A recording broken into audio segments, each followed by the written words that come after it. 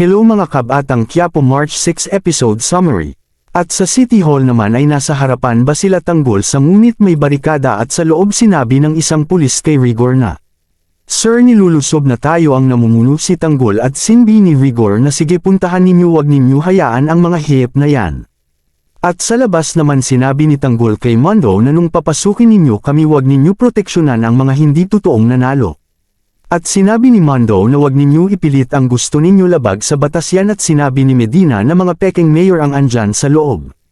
At sinabi ni Tanggol maghawak-hawak tayo ng kamay at may sumigaw ng isa na sugod at nilusob na nila ito at binombahan sila ng bumbero. Ngunit sila nagpatalo at dumating si Miguelito at nagpaputok ang nagkatakbuhan ang mga tao at bumaril din si Rigor at sinabi ni Mondo ceasefire, maraming mamatay. At sinabi ni Tanggol sugod at sinabi ni Roberto make sure na hindi sila makapasok dito at gawin ninyo ang lahat at bubuksan nila ang pinto, ngunit pinagbabaril ng mga tauhan ng gerero. At nakapasok na sila Tanggol sa loob at sinabi ni Mondo mga walang hiya talaga ang mga gerero, wala nasip ang sinasanto. At sinabi ng isang pulis kay Rigor na sir napasok na nila Tanggol ang loob, delikado na tayo, at sinabi ni Rigor na vice tumakas na kayo. At sinabi ng mga kasama ni Jackie na umalis na tayo, mamatay tayo dito, at sinabi niya na hindi ko iiwan si Miguelito at Roberto. At sa daan bit-bit nila si Punggay at sinabi ni Miguelito na papatayin kita kasama si Tanggol, at sinabi ni Roberto na doon kayo dumaan.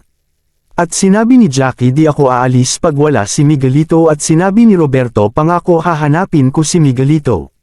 At nakapasok na sila at sinabi ni Ramon na test ang mga record kunin ninyo, at sinabi ni Kong Leo mabuti pa maghiwa-hiwalay tayo. At kumuha ng mga kabinet si Tanggol para gawang manangga at nakaabante sila papasok sa loob. At sinabi ng isang konsi na Kong Leo wala na ang mga record dito, na isahan tayo ng mga gerero, at nakapasok si Sandy sa loob ng pinto ngunit nilak niya ito upang hindi makalabas si Jackie. At sumigaw si Tanggol ng Miguelito at sa kabila naman ay nagkasabay sina Jackie at Meretz at nagpang-abot ang dalawa. At sinakal ni Meretz si Jackie at tinulak palayo at nakakuha ng pamalo si Jackie at sinugod niya si Meretz ngunit nakayuko ito at naitulak pabagsak pababa, patay si Jackie. At sa hagdan nagtapat na si Miguelito at Tanggol at nagbarilan sila at nakawala na din si Punggay at si Ramon, at Rigor naman ay nagpang-abot din at sinabi ni Rigor hayop ka, sinira mo buhay ko. Papatayin kita Ramon, at sinabi ni Ramon matagal kon ang hinintay ang pagkakataon na ito, sinapak ni Rigor si Ramon, nakahawak ng baril si Rigor.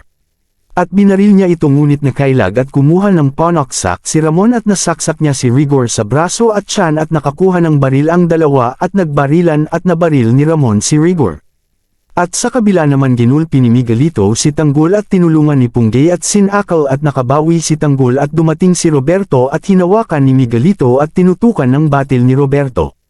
At binaril ni Ramon at nabitawan nila si Tanggol at nakatakbo ang dalawa si Miguelito at Roberto at sinugod nila ulit sila Miguelito at Roberto, at sa likod ay nabaril ni Roberto si Ramon at nilapitan pa ni Roberto. Ngunit pagdating ni Tanggol ay binaril ulit ito sa dibdib at binaril ni Tanggol sila Roberto at niyakap ni Tanggol ang papa niya at sinabi ni Ramon bibigyan mo ng kahulugan ang buhay ko. At dumating din sila Meretz at Kong Leo at niyakap din siya ni Meretz at sinabi ni Ramon na mahal ko kayo at namatay na ito.